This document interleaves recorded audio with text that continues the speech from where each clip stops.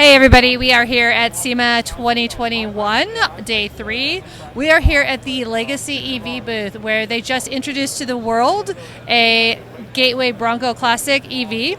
And I'm totally drawing a blank. A but 71 Chevy thank C10 you. pickup. You can tell I wasn't listening very well, and I can't tell from this angle. Anyway, both of these are classics that have been electrified. And what we really want to do is give Rob Ward, founder and CEO of Legacy EV, a chance to talk about what they're doing, not only just with these two amazing vehicles, but really with EV technology, with connecting it to electric, connecting it to classic vehicles. And you guys have a really interesting education component about this too. Absolutely. EVs have been a little controversial, and we're super excited to see how you are connecting with the community. Yeah.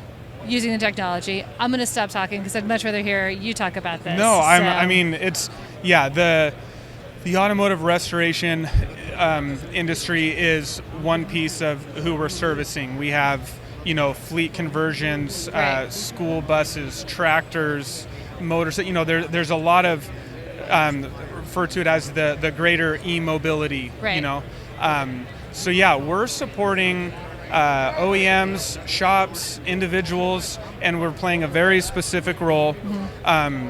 We are the systems integrator, parts distributor, educator. So we're just the glue in the middle. So, you've got manufacturers manufacturing parts. We want them to do that. Right. And then we have installers, technicians, shops that are doing the installs, and we are the glue in between them, supporting manufacturers by taking their motor, integrating it with all the other components needed, and providing that solution to the installer. And from the beginning, our intentions were to create a certified technicians program along with other educational curriculums for junior colleges, tech schools, high school elective classes. So all of that's in the works. Here at SEMA, we officially launched our certified technician program. That's great. So during the days of SEMA, if you go to legacyev.com, click on the education tab, and use promo code SEMA 2021, we're offering a 50% discount while the show's going on. That's great, because I think one of the mental blocks that people have had is that transition from how am I going to get out there and work on my motor, or it's really taking that concept and putting it into the electric world, right? This is still this is still a skill, this is still a trade. You can still connect with your vehicle by doing this, or like you said, the fleets or the larger production, that kind of stuff. So. I'll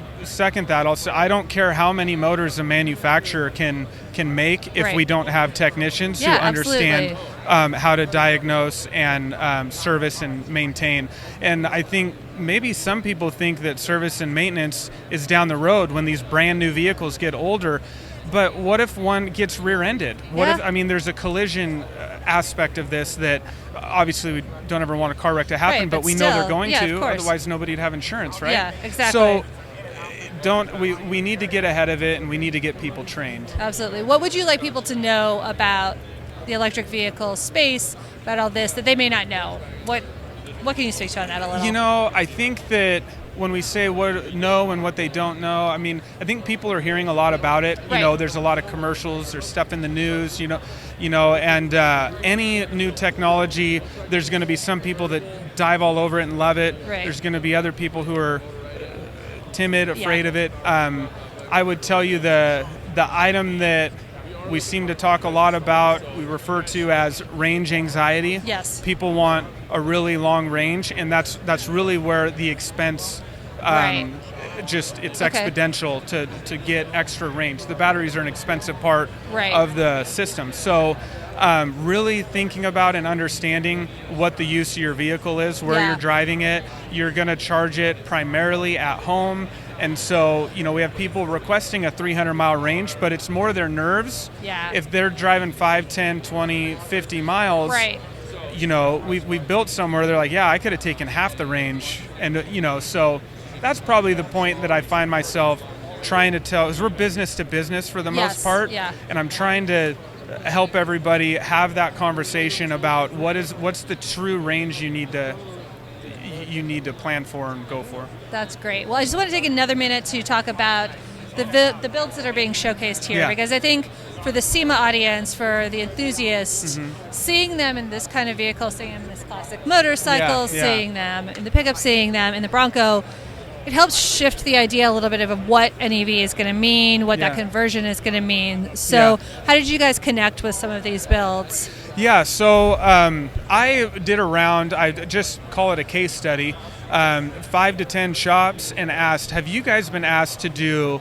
an EV build? Right. And 4 out of 5 are saying, yes, I've been asked, but I tell them no, we don't do that. We don't, you know what I mean? So that's when I triggered into, they need help, they need education, right. And it's moving fast. So, and this is back in 2017 when I really started looking into it and thinking about it. So, we initially built a few vehicles as like a proof of concept, right. as a way to kind of draw those pioneers in, the people who want to be on the front line of right. it. One vehicle sold at Barrett-Jackson, and Mr. Jackson paused the auction to make a statement and say, this is the future. And it's early, but this is where it's going.